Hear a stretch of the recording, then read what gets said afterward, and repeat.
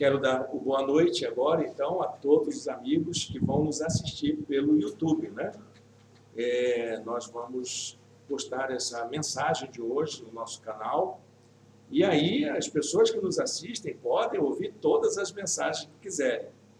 Estão lá na nossa playlist, todas as mensagens desde a pandemia, todas elas estão lá. Eu estava olhando, nós temos mais de 170 vídeos nesse período. É muita coisa, né? É muito conteúdo. Mas tem abençoado aí muitas pessoas, tem abençoado muita gente, tem sido alcançada por essas mensagens. E todos os irmãos e irmãs que quiserem compartilhar, fiquem à vontade. Nós estamos acompanhando uma série de mensagens que fala sobre os construtores da felicidade. O que é que nós precisamos para ter uma vida plena, uma vida satisfeita, uma vida de contentamento? Eu não quero usar a palavra felicidade propriamente dita, porque, na verdade, o que é ser feliz? Ninguém sabe. Sabia disso? O que é ser feliz? O que te faria mais feliz? Um casamento abençoado ou 100 mil reais na conta agora? Né? O que te faria mais feliz? O que te faria mais feliz? Uma viagem pela Europa durante um mês, mas ver toda a sua família cuidada em saúde, sem nenhum problema de saúde, né? O que te faria mais feliz? Complicada a escolha, né? Bem complicada a escolha. Então, o conceito de felicidade é um conceito muito relativo, relativizado demais, não é? Porque essa ideia de felicidade, principalmente, que o nosso tempo tenta impor, é uma felicidade que está ligada a uma vida confortável, ao bem-estar, né? Aquela questão da comodidade. E isso, gente, a gente não acha tão fácil assim não, né? Embora a gente viva numa época dominada pela tecnologia, né, que proporciona muito mais bem-estar, muito mais respostas muito mais rápidas para os nossos problemas, ainda assim as pessoas procuram a felicidade, não se sentem felizes. Esse é um tema que inquieta a humanidade ainda nos dias de hoje. E a minha pergunta é o que Jesus tem a nos dizer sobre essa busca da felicidade? Nós estamos nos baseando naquela proposta da psicologia positiva, né, que apresentou, né, fez um estudo amplo de várias culturas, várias religiões, e eles entenderam que a busca da felicidade é sempre orientada por um eixo de virtudes e forças de caráter. Então, aí nós fizemos o seguinte: quais são as virtudes que nós precisamos para sermos felizes? São 6 virtudes. Nós já vimos 4 e vamos ver a 5ª hoje. E, segundo esses pesquisadores, todas as buscas pela felicidade no mundo inteiro caminham por esses eixos, dessas virtudes e das forças de caráter ligadas a elas. Segunda pergunta que temos que fazer como cristãos, né? O que Jesus já disse sobre isso? O que Jesus nos ensina sobre essas virtudes e sobre essas forças de caráter? Como que a gente pode encontrar isso na nossa fé, na nossa caminhada com o povo de Deus, no nosso relacionamento com Deus? Onde é que a gente encontra essas virtudes? Você lembra quais são as virtudes que nós já vimos? Né? Lembra quais são? Ora, em sabedoria, coragem, ó, dali ele decorou tudo, né? Você não tem cola aí não, né? Não. Sabedoria, coragem, justiça, humanidade. Justiça foi semana passada, é o contrário, né? Humanidade, justiça. E hoje nós vamos ver a 5ª força de caráter. A nossa psicóloga ali já está querendo adiantar os carros, né? Deixa eu só colocar aqui para os nossos queridos como é que vai ficar essa apresentação. Vou colocar para os nossos irmãos essa apresentação. Deixa eu ver se eu acho aqui. Humanidade. Eu tenho que trocar o óculos, tá bom, gente? As idades vão chegando e nós vamos encontrando essas temperança. Cadê você, minha filha? É aqui, é esse aqui, pronto. Agora sim, nós temos aqui a nossa informação. Os nossos queridos no YouTube já estão recebendo essa imagem que nós temos aqui, e vocês aqui, os nossos irmãos lá no YouTube, vão acompanhar a mensagem por esta sequência. Então, meus irmãos, a nossa mensagem de hoje vai falar sobre a questão da temperança, que é a quinta virtude que envolve a busca da felicidade. As pessoas no mundo que pretendem ser felizes, elas precisam procurar temperança. O que é temperança? Alguém já imaginou o que é? Temperança vem de tempero ou de têmpera. São duas palavras muito próximas, né? O que é tempero, queridas donas de casa? É você dar sabor na dose certa, não é? Nem muito, nem pouco. Não pode ser nem muito salgado, nem insosso. Nem muito doce, nem muito sem sabor, não é? Não pode ser nem muito apimentado, nem quente, nem frio, não é isso? Tem que ser moderado. Tudo, o tempero é isso. O tempero não é o fato de ter, mas é o fato de você encontrar o equilíbrio do sabor na comida. E a outra palavra é têmpera, que parece tão parecida, né? Mas o que é a têmpera? Sabe o que é têmpera? Isso vem do ramo da metalurgia, quando o metalúrgico faz a faca, ele confecciona o aço para virar uma faca, então ele, naquela parte onde vai ter o corte, ele aquece até o máximo que puder, depois ele joga na água para fazer a têmpera, que é o ponto exato do corte do aço, para que o aço possa receber o fio a afiação necessária para fazer o corte. E a temperança, ela acaba sendo uma virtude da busca do equilíbrio, Como é que Jesus falou do equilíbrio? Bom, eu vou trazer um versículo aqui que vai servir de nossa base para a nossa meditação nessa noite. Lucas capítulo 9, verso 23, que diz assim: Jesus dizia a todos: se alguém quiser acompanhar-me, negue-se a si mesmo, tome diariamente a sua cruz e siga-me. Como é que você vai colocar tempero na sua vida? Colocando Jesus na sua vida. Como é que você vai fazer a têmpera de você como o aço, o instrumento que Deus vai usar? Colocando Jesus na sua vida. É isso que Jesus vai apresentar. Não existe uma alternativa em Jesus para você encontrar felicidade fora da graça do Senhor. Porque isso a humanidade está fazendo desde que existe. Desde que mundo é mundo, desde que as pessoas tomaram consciência de que elas podem construir a sua própria vida, os homens, os seres humanos, as culturas de um modo geral, vêm procurando encontrar em vão essa tal felicidade. E Jesus vem e diz: olha, só tem um jeito. Negue-se a si mesmo. Tome diariamente a sua cruz e siga-me. É assim que a gente vai conseguir ser feliz. Assim, meu Pai do céu, que coisa mais difícil de fazer. Isso quer dizer que não existe felicidade fora da religião cristã?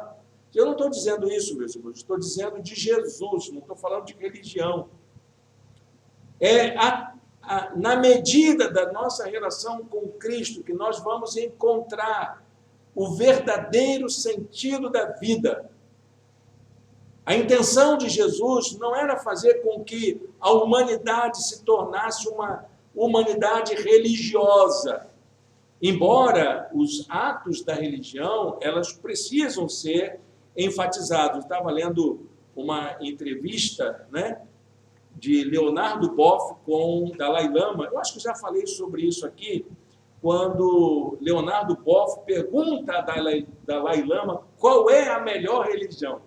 E Dalai Lama diz que a melhor religião é aquela que nos torna seres humanos melhores. É isso que Jesus quer dizer. Jesus quer apontar para o fato que para você encontrar um caminho para uma vida melhor, não importa qual seja a sua religião, é através do ensino, do caminhar com Jesus, de deixar Jesus encontrar o primeiro lugar na sua vida. Negue-se a si mesmo, tome diariamente a sua cruz e siga-me. Então, meus irmãos, eu quero dizer para vocês que a temperança tem a ver com uma espécie de moderação da vida, da gente encontrar um jeito de administrar a vida. Tem a ver com aquilo que os filósofos, no seu cuidado de si, aquela coisa bem forte, né, chamam de governança de si.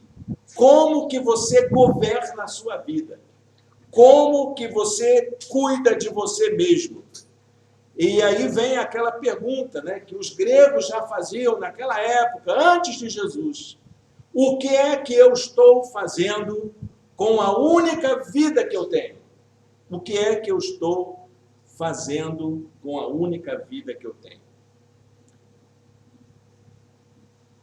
É essa pergunta que nos leva a procurar uma vida melhor, que nos leva a buscar uma experiência de plenitude de vida. É isso que nos leva a procurar isso.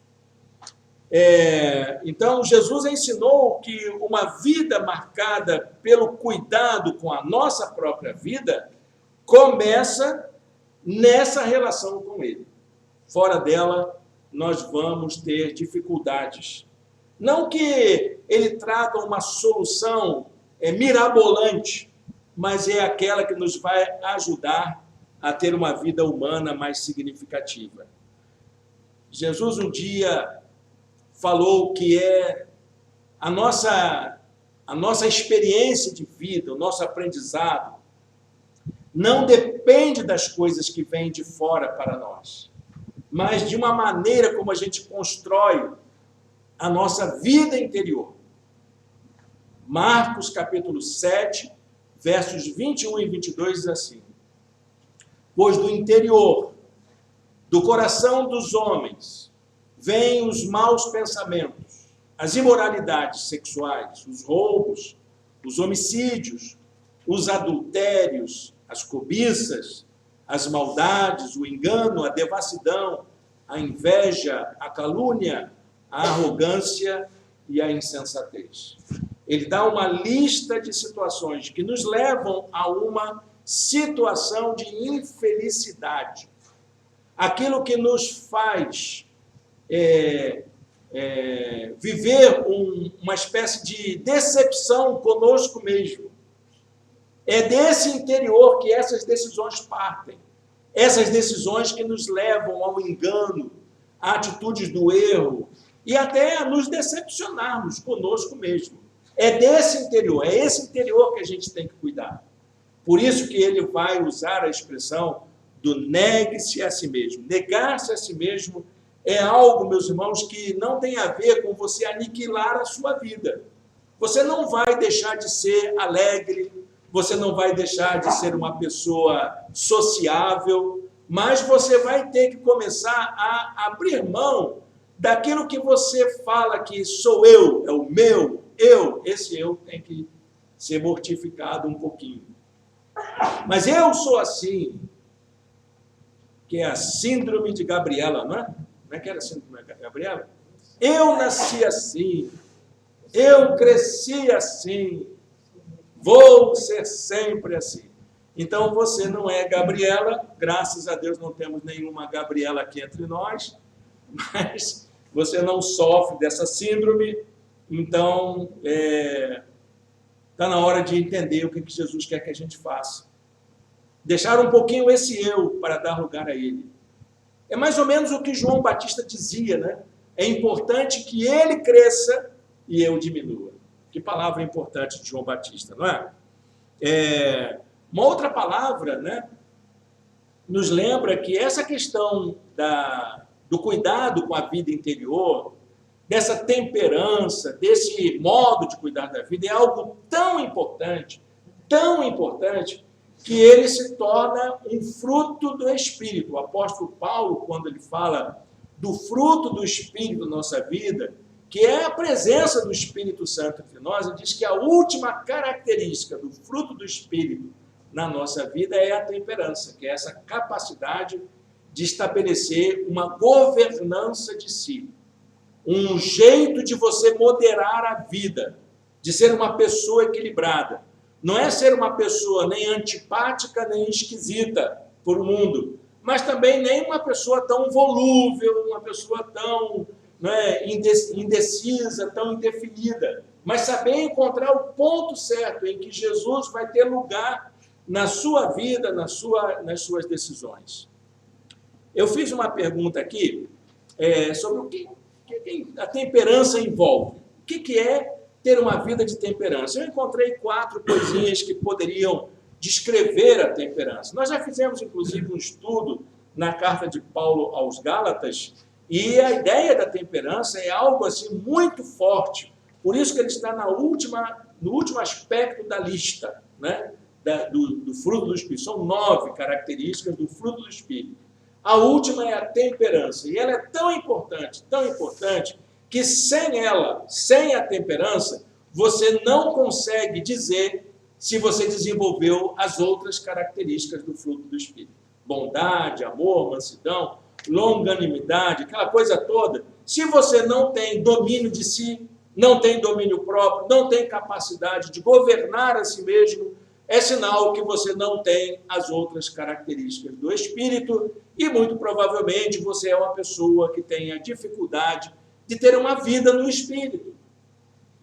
É isso que o apóstolo Paulo está dizendo para nós, né?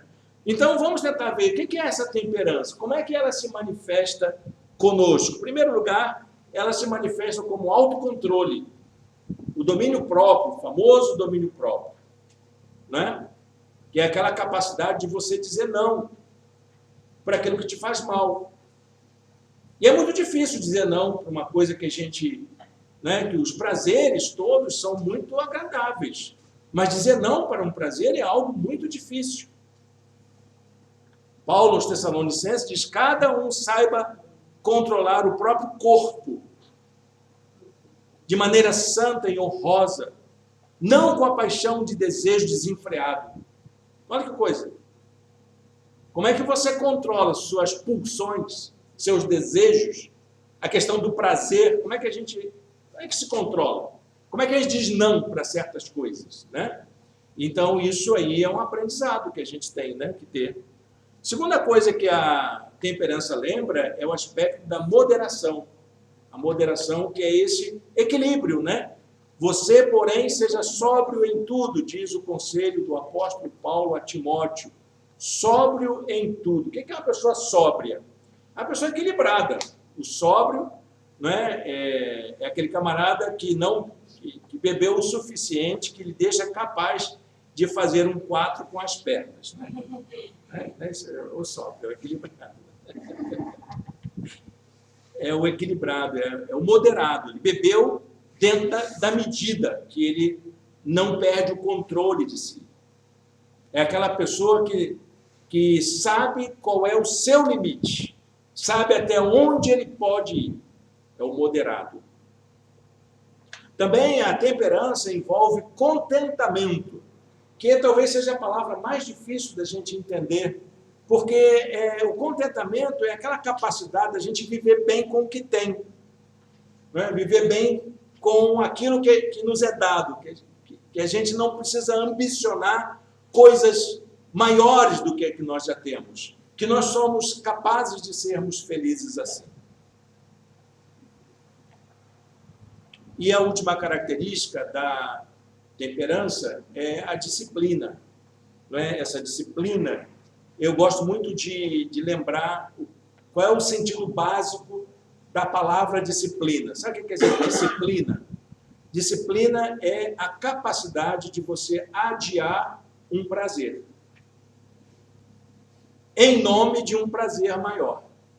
Isso eram os estoicos que diziam isso, Disciplina é a capacidade de você adiar um prazer em nome de um prazer maior. Bom, eu posso ter a alegria de comer uma torta de chocolate e ficar empanturrado, né? Mas eu não vou fazer isso. Eu vou comer um pedacinho e guardar os outros, para que todo dia eu tenha prazer de comer um pedacinho de chocolate. Eu não sou assim, querido. Quase, né? Quase. Que é uma disciplina dificílima para certas coisas, né? Você saber moderar as suas decisões em nome de um prazer maior. E isso mesmo leva ao seguinte, temperança a gente aprende. Temperança é um aprendizado. É um exercício que demanda da gente uma prática constante. Porque tem dias que a gente vai exagerar, né? Como é que se chama aquele negócio de você enfiar o pé na jaca? Não é aquele negócio? Tive visita dos meus familiares, nossos familiares em nossa casa, e eu fiz a comida, modéstia, mas ficou bom demais. Mas todo mundo comeu de enfiar o pé na jaca. Mas por que fizemos isso? Isso é falta de temperança? É falta de moderação? Mas é um aprendizado, a gente precisa aprender. Tem horas que a gente vai exagerar, tem horas que vai faltar. Tem horas que você vai conseguir fazer toda a dieta. E tem horas que você vai ter que quebrar um pouquinho essa dieta. Até por causa de uma necessidade sua de ser uma pessoa que não seja tão aferrada a rigores, né, como você mesmo. Porque nós não podemos ser rigorosos conosco mesmo. Aliás, a tragédia grega tinha um negócio muito legal. Que eles diziam assim que a tragédia grega era dominada por duas forças. Uma dessas forças é chamada de apolínea, que é aquele desejo de fazer tudo certinho. Sabe aquele negócio de fazer tudo certinho? Tudo organizadinho. É o Apolo, o deus Apolo, aquela figura do deus grego, né? Com seu físico bem delineado. O apolíneo é você fazer tudo certinho. A gente tem esse desejo, essa força de fazer tudo certinho. Mas as forças desse desejo são atravessadas pelo que eles chamavam de dionisíaco, que era relativo ao deus do vinho, o deus da farra, né? Que era aquela vontade de... Eu sempre digo assim, né, que às vezes dá aquela vontade de chutar o pau da barraca e chutar o balde tudo junto, né? Não tem aquele negócio, aquela hora assim que você joga tudo para o alto, vamos ter um momento de relaxamento. Uma vez fui com meus filhos passear numa região lá de Salvador. E eu estou com meus filhos ali, era domingo, era dia de ir para a igreja, meus filhos criança. Aí meus filhos perguntaram, pai, a gente não vai para a igreja não? Eu disse, olha que eu sou o pastor de vocês, está aqui a minha igreja, apresento a vocês, ali está o Senhor comandando os mares, né? E a nossa igreja vai se chamar hoje Soares Marinho. Só Ares Marinhos. Hoje, só hoje, vamos quebrar o paradigma e vamos aproveitar um pouquinho o que Deus fez. Acho que nós precisamos fazer isso de vez em quando, né? Mudar um pouquinho o ritmo. E isso é um aprendizado, não é fácil fazer isso, né? Não é fácil fazer isso. Jesus, ele ensinava os seus discípulos a se disciplinarem, a cuidarem das suas necessidades, a observarem como que os movimentos eram feitos na própria vida. Lucas, capítulo 12, versos 22 e 23, Jesus diz assim, portanto, eu lhes digo, não se preocupem com as suas próprias vidas, quanto ao que comer, nem com os seus próprios corpos, quanto ao que vestir. A vida é mais importante do que a comida e o corpo mais do que as roupas. Que bacana isso, né? Jesus dizendo, importante é a vida. Isso me lembra de um teólogo do começo da Idade Média, que diz que a glória de Deus é o homem vivo. A glória de Deus é o homem vivo. né? Que bonito isso, né? E quando a temperança falta, quando ela não existe, quando a gente perde o controle, existem patologias, gente, que cuidam disso, né? É o caso, por exemplo, das compulsões. A falta de temperança tem a ver com compulsão. E muitas vezes essa falta de controle que a gente tem da vida, né? A pessoa que bebe demais, a pessoa que tem preocupação demais com a sua sexualidade, pode ter alguma coisa aí ligada à compulsão. E é bom procurar ajuda, né? A falta de controle sobre nossas pulsões e desejos pode ser indicativo de uma certa patologia que precisa ser cuidada, gente. A gente precisa cuidar das nossas compulsões. Você que não larga um vício, não larga um hábito, uma mania, não larga um medo, não supera alguma coisa, isso pode ser indicativo de alguma dificuldade patológica na sua vida e isso precisa de ajuda, pode ser feito. E é interessante, meus irmãos, que a palavra de Deus, ela nos dá várias orientações para a gente aprender a cuidar disso. Aprender a se contentar com o que tem. Carta aos Hebreus, capítulo 13, versículo número 5. Conservem-se livres do amor ao dinheiro. E aí a gente pode substituir a palavra dinheiro sobre qualquer coisa.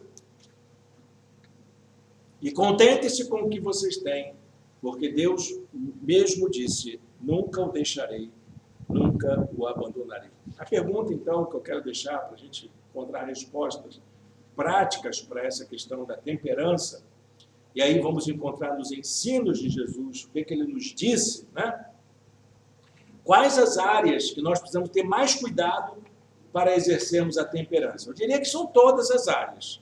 Mas eu acho que tem 4 áreas que a gente precisa ter um cuidado maior. E se a gente conseguir moderar essas coisas, a gente vai conseguir ser muito feliz. A primeira área é a área da fala. Depois a gente fala da língua, né? A Bíblia diz que quem consegue refrear a sua língua, consegue refrear o mundo inteiro. Né? A língua é um instrumento perverso, né, da nossa vida, porque ela tanto pode produzir coisas boas quanto coisas ruins. Ela tanto pode produzir palavras amáveis quanto palavras encorajadoras.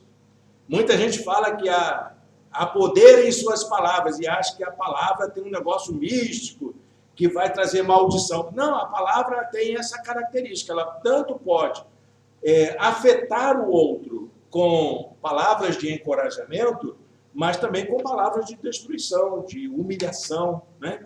E como isso acontece muitas vezes, né? Jesus um dia disse assim para os seus discípulos, o homem bom tira coisas boas do bom tesouro que está em seu coração. O homem mau tira coisas más do mal que está em seu coração.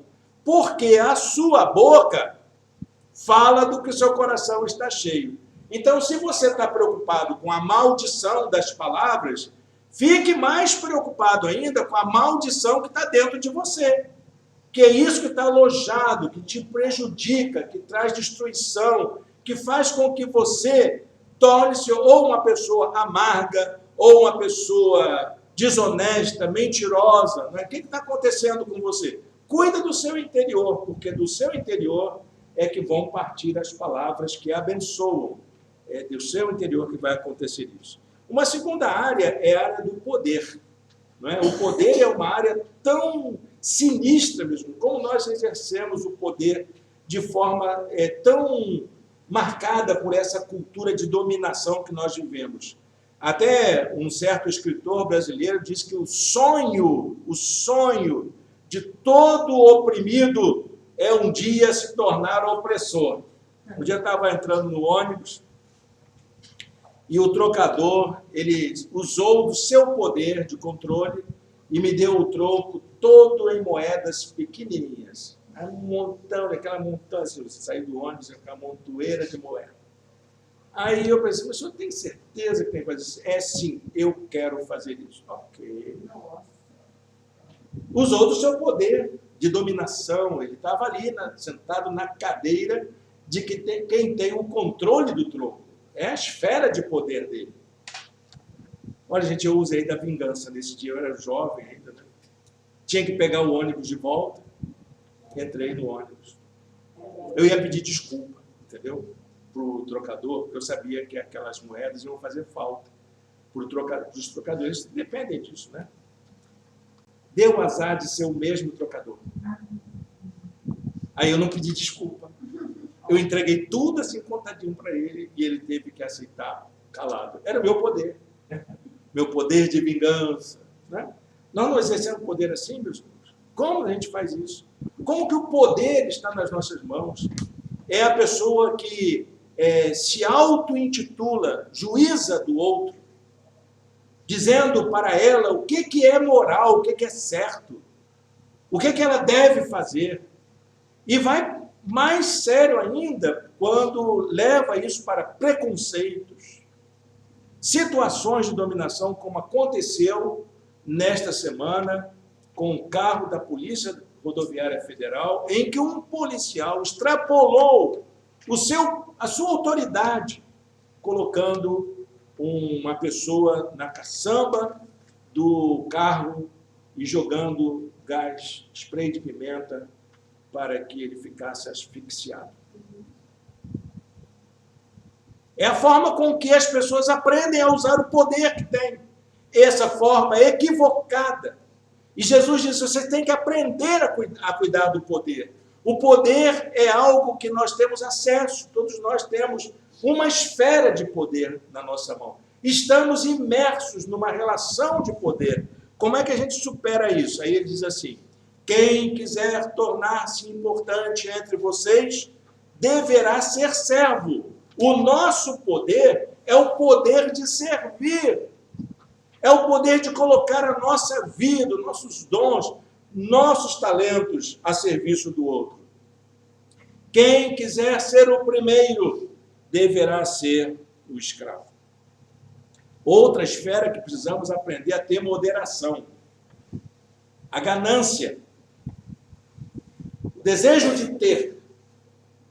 Né? O desejo de ter, de possuir, de adquirir bens, de fazer com que a nossa vida seja marcada por aquilo que temos, pela grife da nossa roupa, pela marca do nosso carro, pela maneira como nós acumulamos nossos bens, essa ganância de ter mais do que o outro. E como que isso está marcado nos nossos dias atuais? Eu não diria nem que isso é resultado de uma inveja, porque a inveja é você querer que o outro não tenha, não é? A inveja é isso. Você fica com raiva porque o outro tem e você não queria que ele tivesse. A ganância não, ela é mais perniciosa do que a inveja. A inveja é um mal, mas a ganância é um mal mais grave ainda. Ela é um mal potencializado porque é você querer o que o outro tem. E porque você quer o que o outro tem, você entra num esquema de exploração, de dominação, de controle do outro para que você tenha o que o outro tem. É impressionante isso. Como é que isso é uma doença no nosso mundo de hoje, né? Jesus fala também sobre isso. Cuidado, fiquem de sobreaviso contra todo tipo de ganância. A vida de um homem não consiste na quantidade dos seus bens. E Jesus não era comunista. Tem gente que fala assim, mas você está falando isso, você é comunista. Não, isso não é comunismo, isso é evangelho. Isso é graça. Você dizer assim, não, você aprende a se contentar com o que tem, diminui a sua ambição, a sua ganância, diminui um pouquinho. Você precisa de muito menos do que você tem para viver. Todos nós. E é isso que o evangelho nos lembra. E a última área é a questão da ambição. E você querer ter um título, ser tratado de um modo além da sua capacitação. Né? Você querer ocupar espaços que não são seus, que você não lutou para isso, chegar fácil lá. Você quer o caminho mais rápido, essa ambição desenfreada. Há, inclusive, estratégias de seleção de pessoal, né, que valoriza a ambição. determinados cargos. Você tem cargos aí que o cara tem que ter ambição, né? Aí ele é medido pela quantidade de interesse, de sonhos altos que ele tem na vida. A capacidade de ambicionar, ascender na carreira e conseguir altos postos, não sei o quê. Ok, deve ter alguma vantagem nisso, mas isso indica que a gente precisa exercer moderação nisso também. Temos que ter controle disso. Temos que encontrar o caminho da temperança. E isso foi o discípulo amado de Jesus que falou isso, né? Que a nossa vida é atravessada constantemente de coisas que nos levam a querer ambicionar, que seria a cobiça, né? Ele diz que há 3 forças que atuam como se fossem cobiças para nós, que levam a gente a ter ambições nessas áreas. Aí ele fala da cobiça da carne, a cobiça dos olhos e a ostentação dos bens. Pois tudo o que há no mundo, a cobiça da carne, a cobiça dos olhos e a ostentação dos bens, não provém do Pai, mas do mundo. Cuida com isso, diz o apóstolo João na sua primeira carta. Antes de concluir essa palavra, irmãos, eu queria deixar uma reflexão aqui de que essa questão da moderação, né, ela é uma marca da nossa caminhada com Jesus. A caminhada com Jesus é feita em meio a essa moderação. Há uma condição de contentamento. O Evangelho tem uma tarefa árdua nesse mundo de tantas ganâncias, de tantas aspirações. O Evangelho tem a missão dificílima de pregar a temperança, de pregar a moderação, de pregar o autocontrole, de pregar a disciplina. Como é que a gente faz isso hoje? Como a gente está fazendo aqui, dizendo que a gente precisa aprender um pouquinho mais. A gente precisa exercitar um pouquinho mais. E como é que a gente faz isso? Filipenses, capítulo 4, 19, dá essa palavra para a gente. O meu Deus suprirá todas as necessidades de vocês de acordo com as suas gloriosas riquezas. Se você está preocupado com isso, você é uma pessoa gananciosa, uma pessoa ambiciosa, é uma pessoa descontrolada na sua fala, é uma pessoa que tem determinadas áreas de poder que você excede, então, meu querido, relaxa, deixa Deus cuidar da sua vida. Deus suprirá todas as necessidades de vocês. Eu queria fazer uma oração com vocês agora. Senhor Deus e Pai, muito obrigado por esta noite, pela Tua palavra apresentada aos nossos corações. Ajuda-nos, ó Deus, a exercermos o nosso próprio autocontrole, a termos disciplina na nossa vida, a sermos pessoas moderadas nas nossas escolhas, nas nossas decisões, na maneira como granjeamos nossos recursos, como fazemos nossos relacionamentos. Esteja conosco a cada dia, Senhor, e faz com que a nossa igreja, a nossa vida, seja, ó Pai, um bom exemplo de pessoas moderadas na Tua presença, no nome de Jesus. Amém. Quero agradecer a presença de todos aqui. Nós aqui vamos agora fazer a nossa oração final. E eu quero agradecer a presença dos nossos amigos do YouTube. Encerramos aqui a nossa transmissão, né, pelo nosso canal. E agora vamos fazer o nosso encerramento no nosso espaço.